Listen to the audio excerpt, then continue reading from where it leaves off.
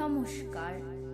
সমগ্র সৃষ্টির মঙ্গল ও শান্তি কামনা করে শ্রুতি অমৃত পরিবেশনায় আমি প্রকৃতি।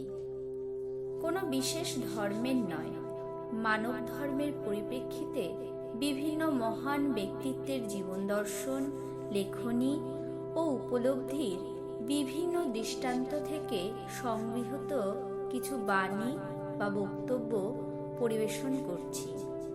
সহৃদয়ে সঙ্গে থাকবেন। শ্রী শ্রী গীতা মাহাত্ম্যম।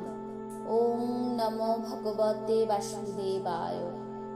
ভগবান পরমেশান ভক্তিরব্য বিভাচারিণী প্রারব্ধং ভুজ্য মানস্য কথং ভবতি হে প্রভু। ধরাদেবী কহিলেন, হে ভগবান বিষ্ণু, হে পরমেশ্বর, হে প্রভু, প্রারব্ধ কর্মের ভোগকারী মনুষ্যগণের কিরূপে অবিভাচারিণী ভক্তি লাভ হয়।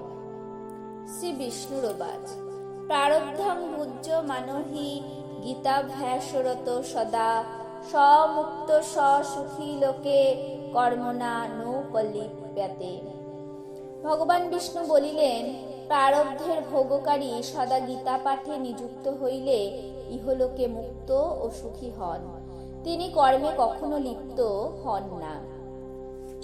মহাপাপাতি পাপানি গীতা ধ্যানং করোতি চেত কচ্চিৎ স্পর্শং ন কুর্বন্তি নলিনী দল মম্বুবৎ। ভগবান বিষ্ণু জল যেমন পদ্মপত্রকে সিক্ত করিতে পারে না, তদ্রূপ যিনি গীতার ধ্যান করেন মহাপাপ অতি পাপ ও সমূহ কখনো তাহাকে স্পর্শ করে না। গীতায়াং পুস্তকং যত্র তত্র পাঠ প্রবর্ততে তত্র সর্বাণি তীর্থানি প্রয়াগাদিনি তত্র বৈ। সর্বে দেবাশ্চরী সয়োযোগিন পন্নগাশ্চ যে গোপালা গোপিকা বাপি নারদোদ্ভব পার্শ্বদৈ।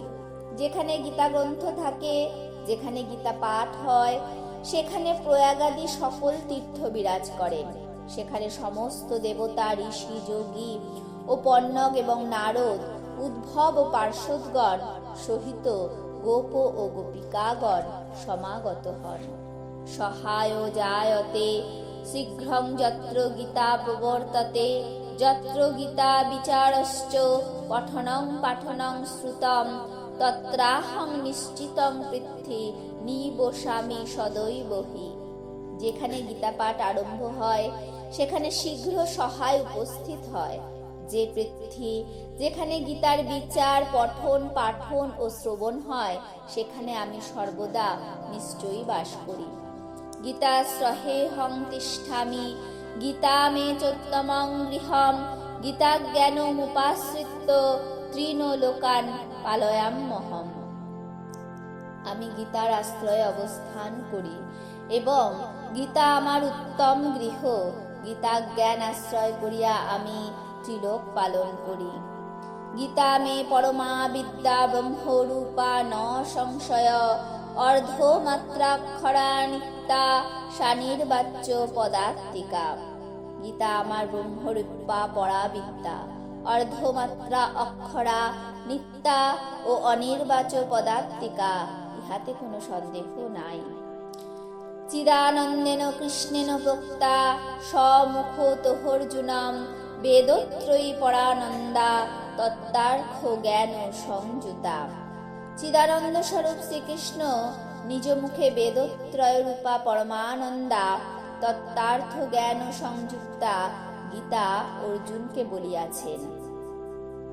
জোহষ্টদশ জপে নিত্যং নর নিশ্চল মানস জ্ঞান সিদ্ধিং সলভতে তত জাতি পরম পদম।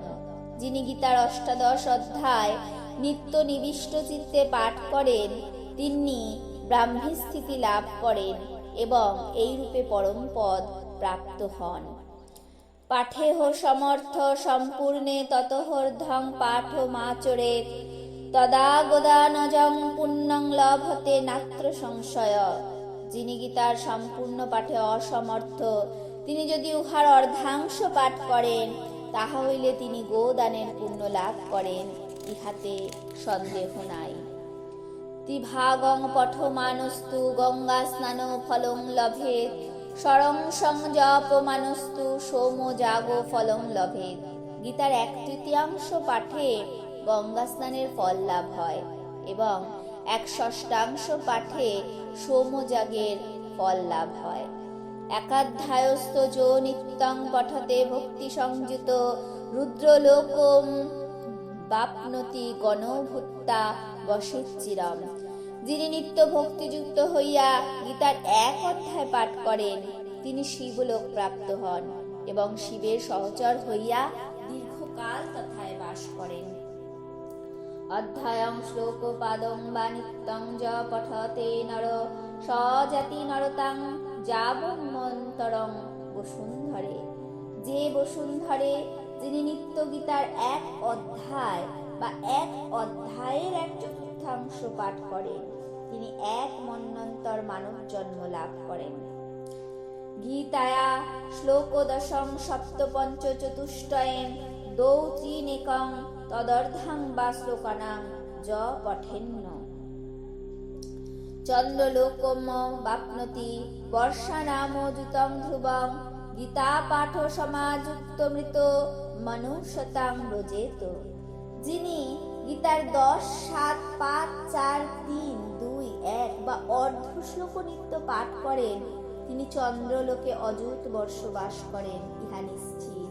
গীতা পাঠে নিরত ব্যক্তি মৃত্যুর পর মানব জন্ম লাভ করেন।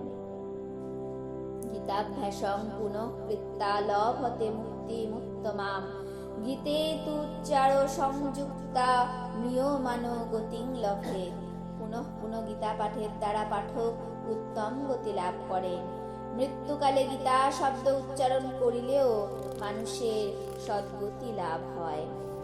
গীতার্থ শ্রবণাসক্ত মহাপাপ যুতোপি বা বৈকুণ্ঠ সমবাপ্নতি বিষ্ণুনা সহ মোদতে। গীতার ব্যাখ্যা শ্রবণে অনুরক্ত ব্যক্তি মহাপাপী হইলেও বৈকুণ্ঠ লোকে গমন করিয়া ভগবান বিষ্ণুর সহিত আনন্দে বাস করেন। গীতার্থ ধ্যায়তে নিত্যং কৃত্তা কর্মাণি পুরিশ জীবন মুক্ত সবিজ্ঞেয় দেহান্তে পরমং পদম। বহু কর্ম করিয়াও যিনি নিত্য গীতার গুণার্থ ধ্যান করেন তাহাকে জীবন মুক্ত বলিয়া জানিবে, দেহান্তে তিনি পরম পদ প্রাপ্ত হন। গীতামাশ্রিত বহব ভূবুজু জনকাদয় নির্ধূক কলমশালোকে গীতা যাতা পরম পদম। গীতাশ্রয় করিয়া জনকাদি বহু রাজগণ ইহলোকে পাপ মুক্ত হইয়া পরম গতি প্রাপ্ত হইয়াছেন। গীতায়া পঠনং কৃত্তা মহাত্ম্যাং নৈব য পঠেৎ বৃথা পাঠ ভবেত তস্য শ্রম এব হৃদারিত। গীতা পাঠ করিয়া যিনি গীতা মাহাত্ম্য না পড়েন তাহার গীতা পাঠ বৃথা হয়, শ্রম মাত্র ফল হয়, এই রূপ কথিত হইয়াছে। এতন্মাহাস্য সংযুক্তং গীতা ভাষ্যং করোতি য সতৎফলম বাপ্নোতি দুর্লভাং গতিমাপ্নোতি। যিনি এই মহাৎ সংযুক্ত গীতা পাঠ করেন তিনি সেই পাঠের ফলস্বরূপ দুর্লভ গতি প্রাপ্ত হন।